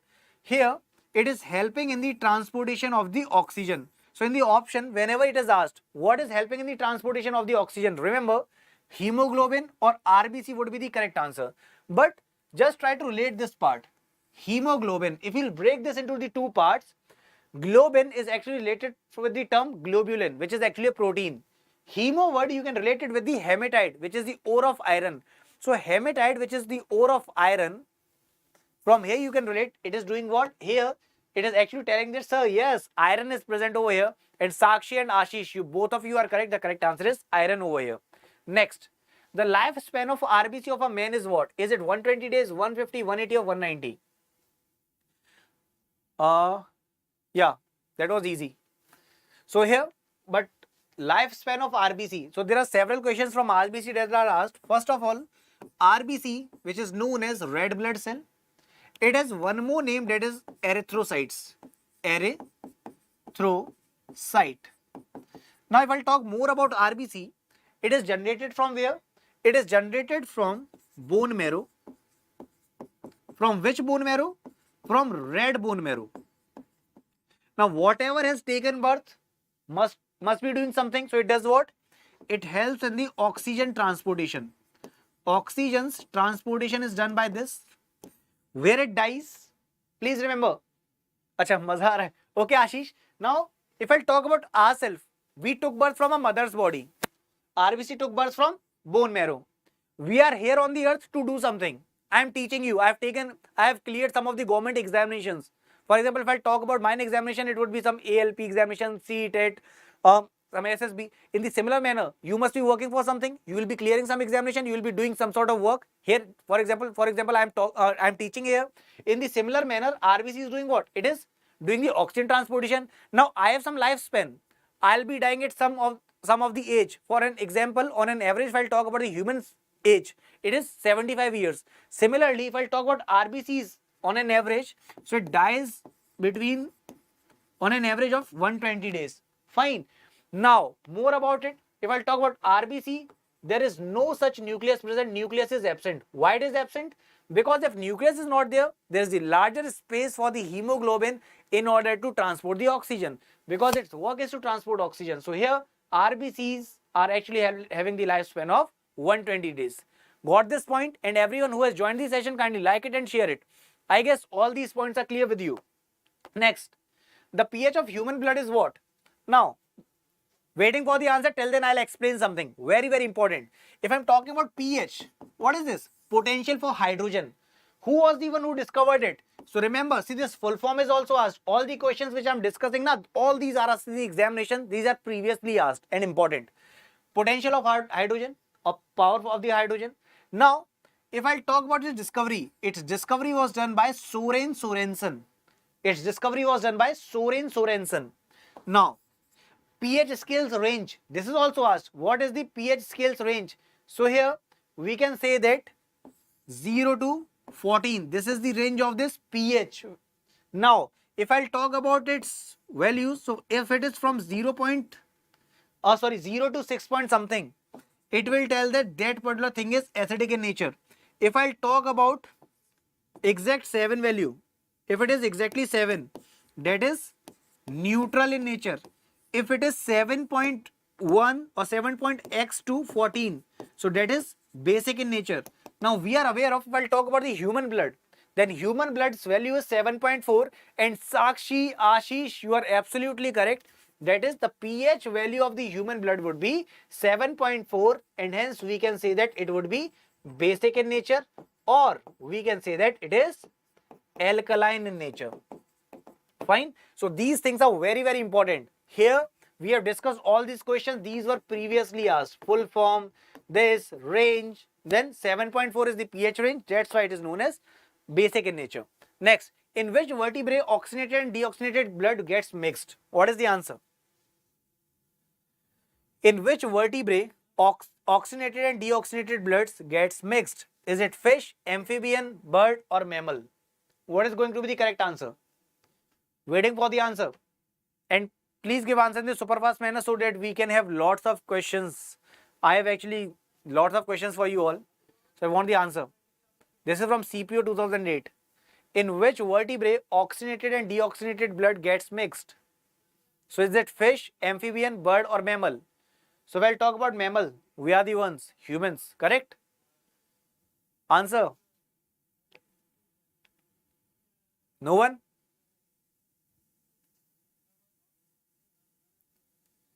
Do you know, if I talk about this blood's part, we have some vessels through which these bloods are actually, this blood is actually transporting. If I talk about veins, we have deoxygenated blood there, that is the blood with the lesser amount of oxygen. If I talk about oxygenated blood with the higher amount of oxygen, where arteries are actually carrying it. What if there's a body in which there are no such blood vessels? There's a body of some of the organisms where there is no such blood vessel, and here you can talk about the amphibians, here you can talk about the frogs and all. Fine. So amphibians are the ones where there are no such blood vessels. When blood vessels are not there, it's very obvious all the type of blood will be mixed. That's why we say that oxygenated and deoxygenated blood gets mixed, because there is no such blood vessels there. Yes, Ashish, that's absolutely correct. Next, the blood groups were discovered by whom? Who discovered these blood groups? So there must be someone who discovered it, correct? So here, if I talk about these options, so let me write the whole name for him.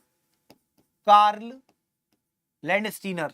So please remember, whenever we are talking about the discovery of these blood groups discovery was done by Carl Landsteiner. Now there is one more question. When this discovery was done, we were knowing these blood groups A, B, AB and O. What if I ask you, what is this positive negative? So this is again asked in the examination. Sakshi is with B. That's totally correct. That is Karl Landsteiner. What if I talk about this RH? What is this RH? This RH represents rhesus factor. Now, what is this rhesus factor? This rhesus factor means what? We were discussing about the, okay, Ashish. All the very best. All the very best for the same. And yes, please prepare yourself for this first round, because that first round is very important. You will be having your GD. Apart from that, you will be having the visual round on which you have to write the story. So in many of the cases, the same picture is used again and again. It's my experience. It will be helpful for you. Just practice for that story part. Fine. Yes. Yeah, I was talking about SSB. So that's what I am saying. Please go with that particular visual image and be confident with that story. And please, there are many things which are present on the YouTube and all.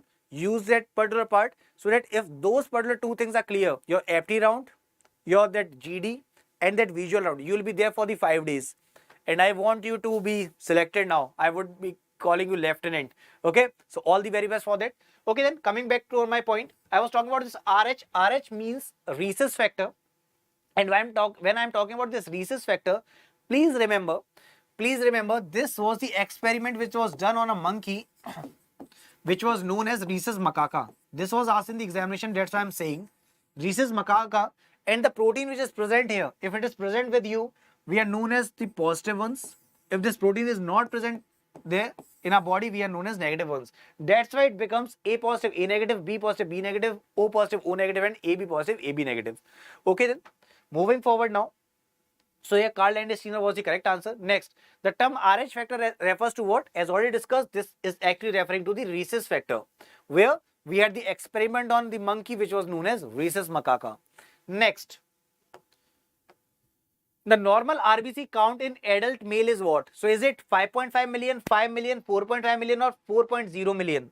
We were discussing about RBC, red blood cells, also known as erythrocytes, doesn't have nucleus, helping in the transportation of the oxygen, and it dies in the spleen. We forgot that part at that time. It dies in the spleen. So yes, if I talk about the normal count of the RBC in the adult male, please remember that is going to be your 5 million. Fine. So here option number B is actually correct. Next, we have an example application which is one-stop solution for all the government examinations. So we have live paid courses with the test series, fees subject-wise, topic-wise quizzes with the report cards, job alerts, admit card, examination date. There are several things. Just go to this Play Store, type example there, click on the install button, click on the open part, register it and start using it. We have a test series of UPSSC at just ₹1. You can just use the code PT99. You will be having 10 full length test series, section test for every subject, live discussion of the full length test. All these things at just ₹1. Just use code PT99 and your price will slash from 999 to just ₹1. Start using it. Yes, so the red blood cells are produced by what? Question is from metric level. We have discussed it. If I talk about the production of this RBCs, so Sakshi, Ashish, everyone, remember, here your bone marrow will be the correct answer. And yes, sometimes it happens that all the 4 options are like this: red bone marrow, yellow bone marrow, white bone marrow, this bone marrow, that bone marrow. Please remember, it is red blood cell, so it is actually produced by red bone marrow. As simple as that. Okay, so yes, we don't have any red or white option here, so bone marrow would be the correct answer. Next, which of the following is an example of a tissue? So is it brain, blood, liver or stomach? Which of the following is an example of a tissue? Is it brain, blood, liver or stomach? This question is from metric level 2002. And everyone who has joined, kindly like this session and share it. So we have this question: which of the following is an example of tissue? Is it brain, blood, liver or stomach? Please remember, when we discuss about blood, blood is also known as fluid, connective fluid, connective tissue. This means it is liquid in nature, it is tissue. So here Sakshi has already given the answer, it is B. Absolutely correct. That is your blood. If I talk about its pH value, its pH value is 7.4. This is basic in nature, or we can say alkaline in nature. Next, an instrument for measuring blood pressure is called what? So till the time you give me answer, I'll tell you something about this. Please remember, when we are talking about the blood pressure, which we call BP, blood pressure. This blood pressure, if I talk about our body, we have two values here. That is 120/80. This means what? Whenever blood pressure is measured, we get two values, 120/80. This is actually systolic and diastolic, which is measured by sphygmomanometer. So Sakshi has given the answer. That's totally correct. It is measured by sphygmomanometer, and these values are systolic and diastolic. Fine. So we have two values for the blood pressure. Now, if this range is getting higher, we are having the high blood pressure. If this range is getting lower, we say we are having the low blood pressure. That's absolutely correct, Sakshi. Totally correct. Ashish is waiting for your answer as well. Next question is, hypertension is the term used for what? In the hypertension, what happens? This is from SSC SI 2010. And yes, Ashish, your answer was also correct. So let's keep second last question of the day. We'll have one more question and then we'll wind up. So let's see who is going to do this answer. If I talk about this hypertension, always remember, whenever word hyper is given, from the term hyper, we know that this is on higher side. If I'll talk about hypo, it is going on the low side. We can also just, if you forget this, low, po, high, high. You can relate in any way, whatever seems to be easier for you, because sometimes we get confused with this part. So yes, what happens if I'll talk about it? So hyper directly means that we are talking about the increase, and you both of you are correct. It is leading to the increase in the blood pressure. Next, hypoglycemia refers to what? Hypoglycemia refers to what? So now we have already discussed. Hypo means low, correct? So here, whatever options are there, if we are not aware of these terms also, high, that means nothing is going to be the correct amongst this, correct? This is just a trick, or it is actually going to help you out in the examination. If sometime we are not aware of the answer, we can use these terms actually. So yes, if I talk about this glycemia, but one more thing is there, you cannot directly give the answer without seeing this part. This is also important. Have a look at this part. If I talk about this blood pressure, then it's not going to be the correct one, because we have discussed about it. So Sakshi is with B, Udbhav is with B, that is high blood sugar level. Okay. So whenever there is high blood sugar level, this means we are talking about diabetes mellitus, correct? Whenever there is the blood, whenever glucose level is very high, we talk about what? Whenever sugar level is high, we say diabetes mellitus is there, and diabetes mellitus happens what? When there is the decrement in the insulin, when there is less insulin, and there is high glucose level. So whenever this difference is higher, where we get the glucose level higher and insulin level low, we say that it is actually your diabetes mellitus, correct? But if I talk about this hypoglycemia, so this is actually your low sugar level in the blood, where we have the lower sugar level in the blood, which will lead to hypoglycemia. Yes, Ashish, that's totally correct. Next, the scientist who explained about the blood circulation for the first time was who? Was it Anton Leeuwenhoek? Was he William Harvey, Gregor Mendel, or Ronald Ross? So this would be the last question of the day. Fine, and then we'll wind up. So we'll talk about the scientist who explained about the blood circulation. Please remember, blood circulation was given by William Harvey. Fine, and if someone asks you about this, what we say,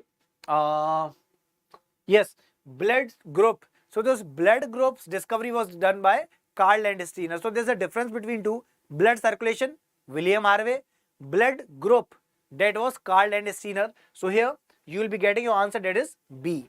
Fine. So all these things are very, very important for the examinations. Do not forget.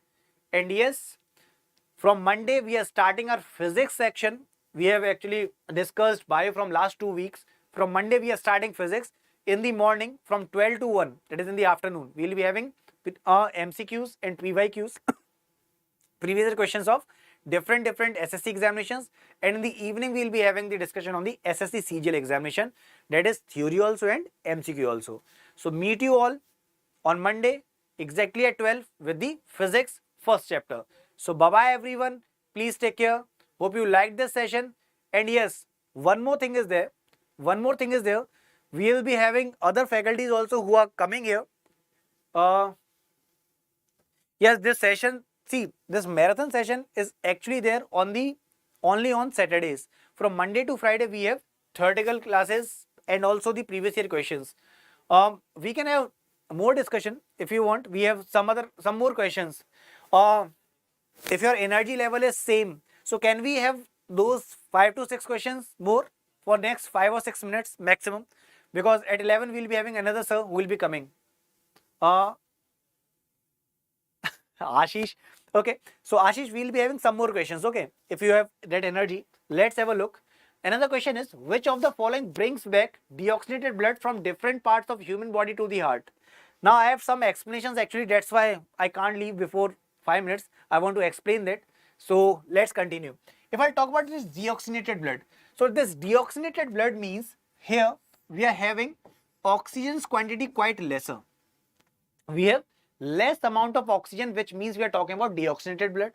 Now remember, whenever we are talking about veins, veins are the one which carries the blood with lesser amount of oxygen. If I talk about arteries, arteries are the one which actually uses larger amount of oxygen. That is, we'll say that it is carrying the blood with more amount of oxygen, that is oxygenated blood. Fine. So what was the question? Which of the following brings back deoxygenated blood from different parts of human body to the heart? Now let's see who will give this answer. I've just discussed about it. See, Ashish, if I talk about arteries, they were carrying oxygenated blood, na? But here, what is asked? We are asked about the deoxygenated blood. So hence, we can see that here veins will be the one because it is carrying deoxygenated blood. Now there's one more question which is asked in the examination. When we talk about our heart, in that heart, when circulation is done, our heart is present in the 4 chambers: right atrium, right ventricle, left atrium, left ventricle. Fine. So here please remember, when this blood circulation is done, here there's an artery. Here there is an artery which is playing a role which is actually apart from the real role. Here artery carries the impure blood, and that artery is actually pulmonary artery. That is your pulmonary artery. So this is the exception. In the similar way, there's a vein which carries the pure blood, again exception, and that name is pulmonary vein. So these are the exceptions you must remember. Fine. So okay, I'll just check which sir is coming and let you know.